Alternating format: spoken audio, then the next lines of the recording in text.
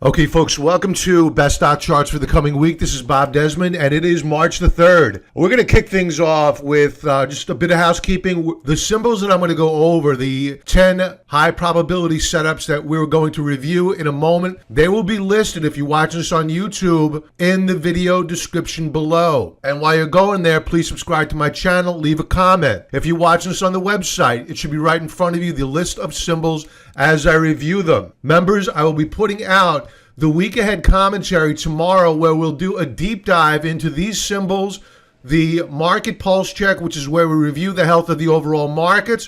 Where do I think that the markets are going in the coming week and weeks, as well as a review of our current positions, which we added to this past week. And for those who are not members right now, the 14-day free trial offer due to demand is going away soon. We've already changed the checkout page. It won't reflect the 14-day free trial offer, but if you cancel before the 15th day, we'll refund you the money.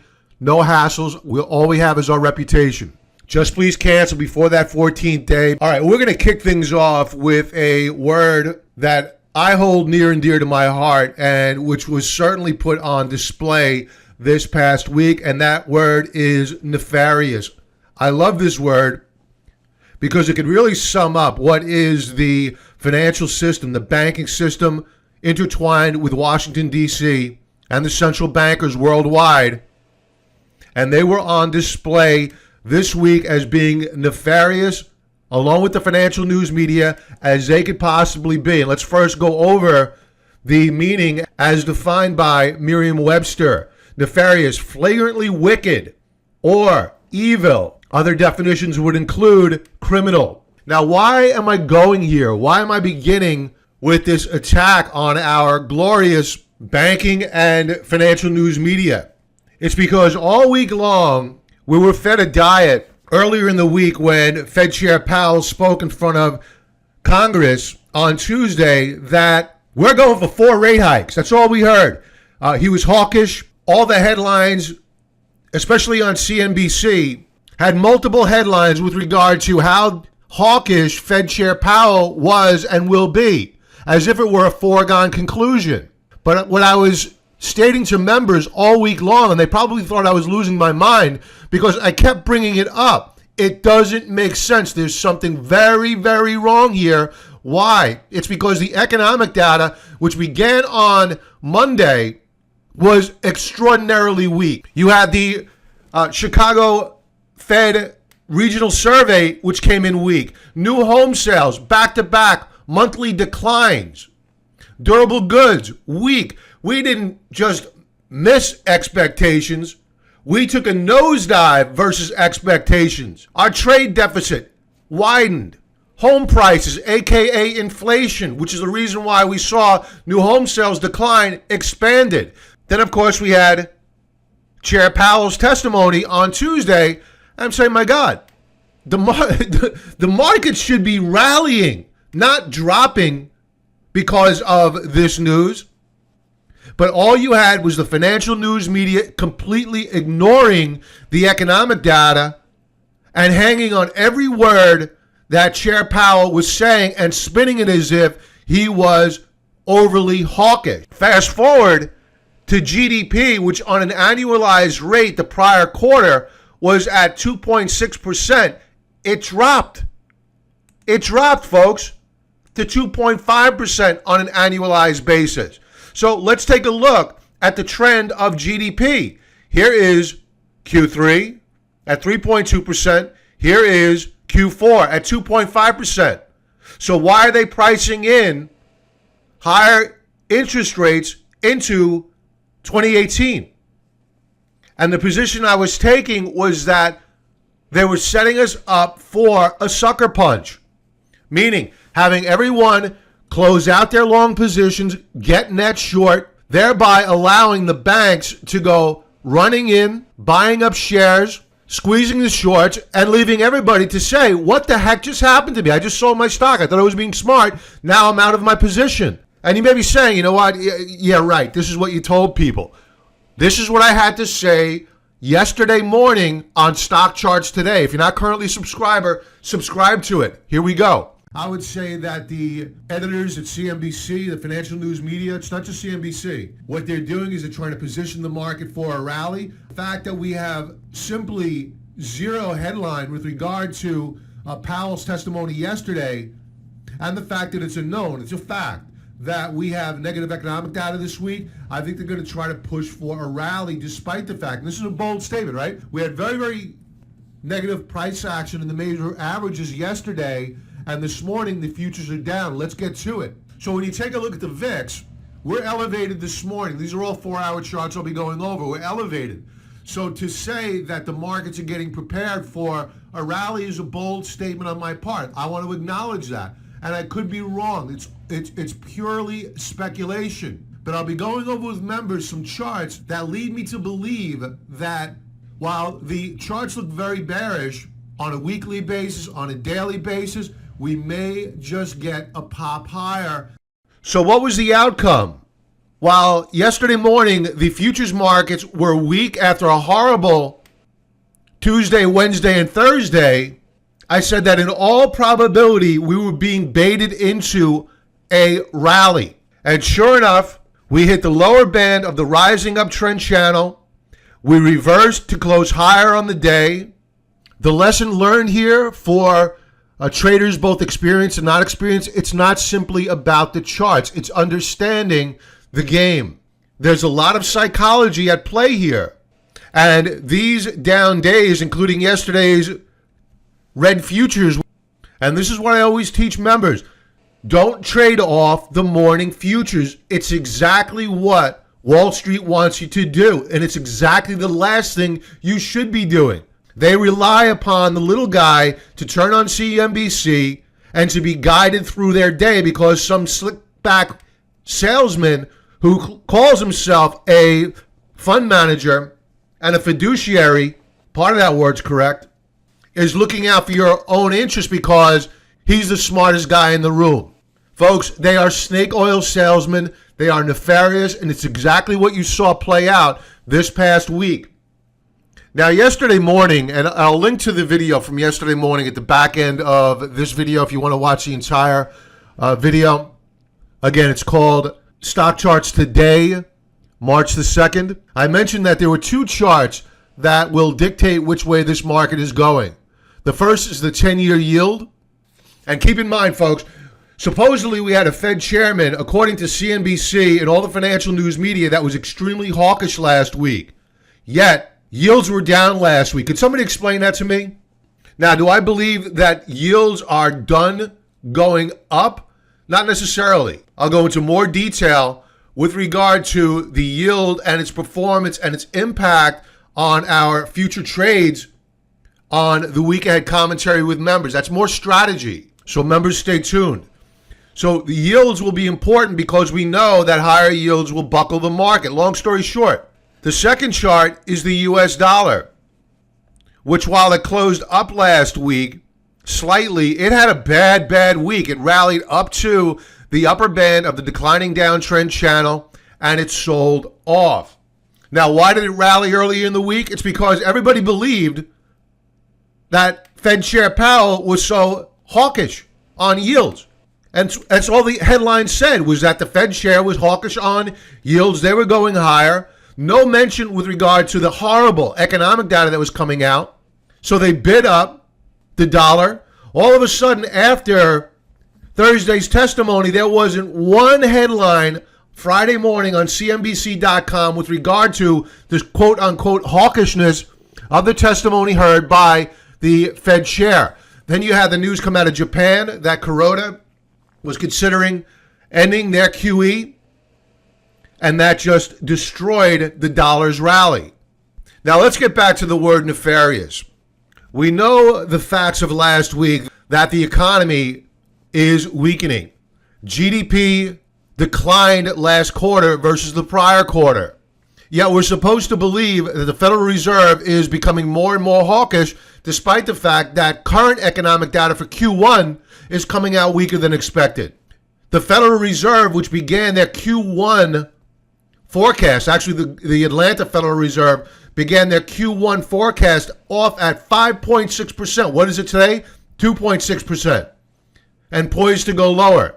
Take a look at earnings for last quarter. They were down last quarter, slightly, but down nonetheless.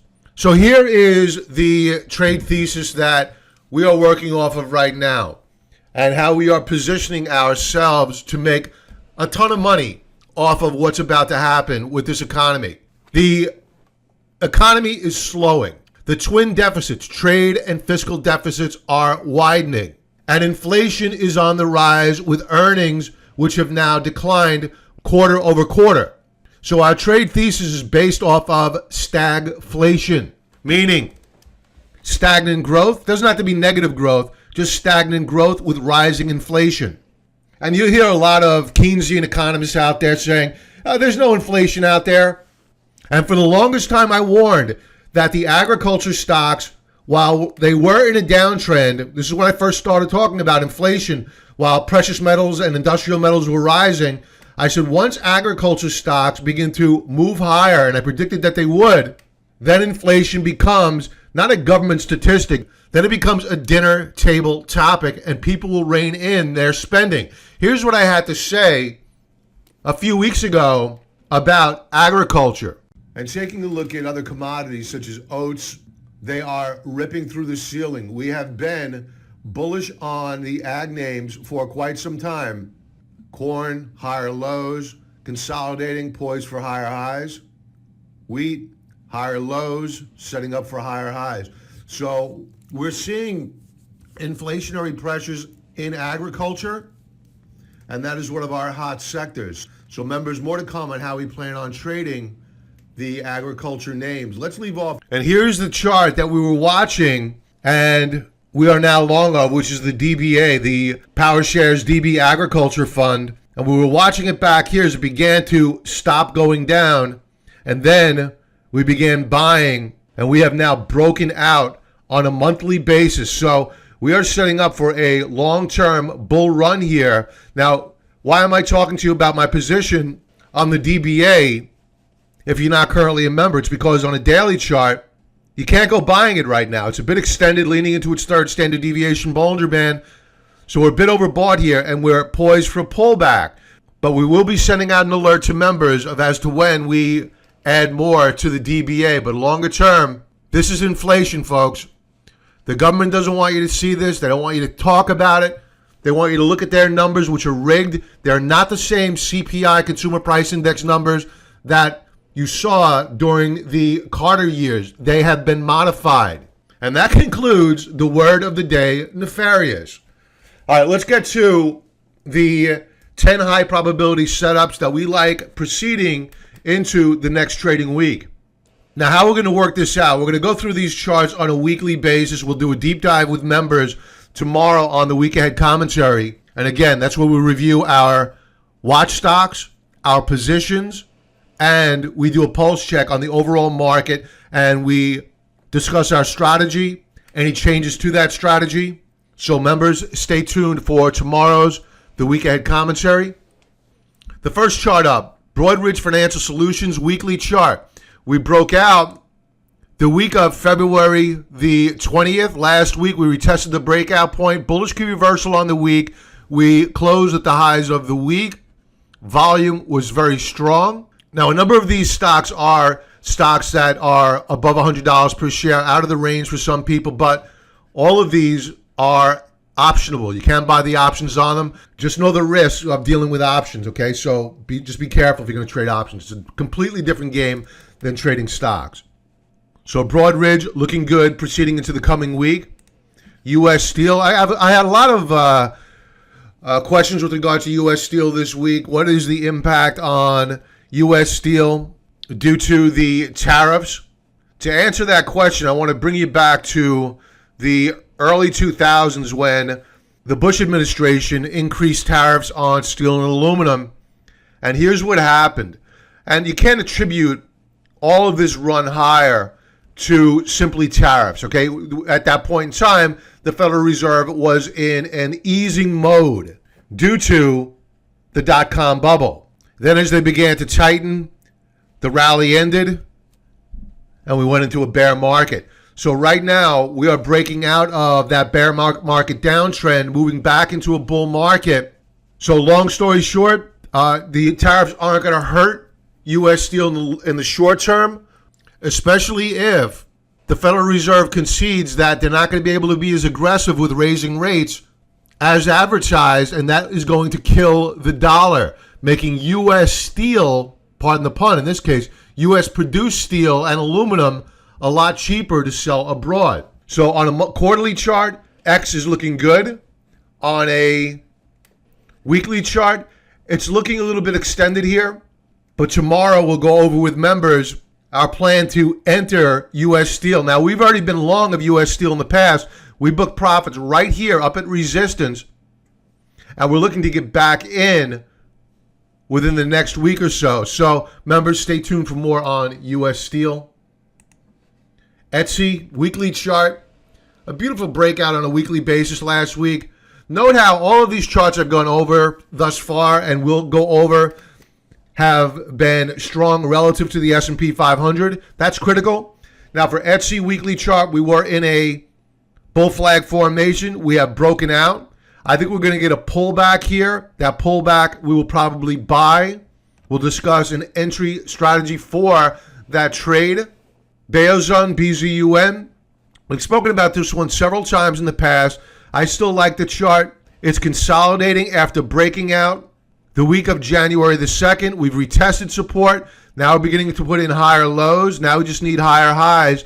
And it's off to the races here on BZUN. So members, more to come on the daily charts. Momentum, as observed using the Stokes, the slow Stokes, is hooking up higher. The next chart up, Palo Alto Networks. Now, to provide full disclosure, we are long of the cybersecurity space. We had a really good week with cybersecurity last week on an individual name because we own a ETF, putting us long of the sector. On an individual basis, there's a more speculative trade. Palo Alto Networks, I've spoken about this one in the past, is looking good. I will caution, though, that we are leaning into the third standard deviation Bollinger Band on a weekly basis. That sets the stage for a possible pullback. That's when we revert to our daily chart to time our entry. By no stretch of the imagination do I think simply because we're leaning into the third standard deviation Bollinger Band that we do not have more upside potential here. I just think that upside potential is going to be realized after we have a brief pause, a rest, and then a resumption of the move higher. Another financial, SIVB, weekly chart. Another one that's a triple-digit stock, meaning it's trading at over $250 per share. It is optionable. We had a pullback. We're consolidating. We broke out last week out of a pennant formation. The one caveat here, the one concern, volume was a bit light. Stokes are hooking back up. So members, more to come tomorrow on SIVB. We'll do a deep dive. Retailer, GPS, Gap Stores had a really good week last week, up over 4.5% on the week. Stokes are hooking up, double bottom setup and rising RSI. Price, a bullish key reversal on the week. It broke out above resistance out of this pennant formation. Volume outstanding. Loving the setup here. Members, more to come tomorrow on the week ahead commentary. Here's a more speculative trade. We are long of biotechs, but on an individual basis, I like the speculative names as well, but obviously speculative dollars. ENDP, Endo Pharmaceuticals, nice double bottom setup, and we broke out last week above this secondary downtrend line. So we'll talk about an entry strategy for ENDP. For you folks that are out there saying, what do you need an entry strategy for? It's because you don't want to go jumping in with both feet, opening up your full allotment. You want to buy as the shares prove that they're worthy of them being bought. What does that mean? How are you supposed to interpret what I just said? In short, you want to buy on strength, and you want to buy on breakouts above pockets of resistance. So we have a W formation that's formed here, or forming, I should say. We're about to form the right side of the W. The center being at 8.02 is natural resistance, but if we break out above it, brother, we're going a lot higher.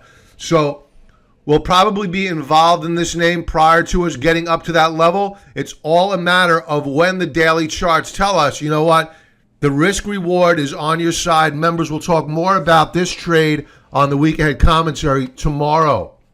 Decker's weekly chart. I love this chart. I've been admiring the price action on Decker's despite the fact that it closed down last week for the past several weeks. Why? It's because it's showing relative strength versus the S&P 500. Now, a few that are out there saying, what the heck is this guy talking about? Let me illustrate. All right, same chart as before, right? The only thing different is that I've added an overlay of the S&P 500, which was outperforming Decker's. But as you can see now, it is now underperforming Decker's. When you're in a market like this, you're looking for new leadership. And Decker's broke out of a downtrend here in May of 2017 as it broke out above the pivot point of this W formation.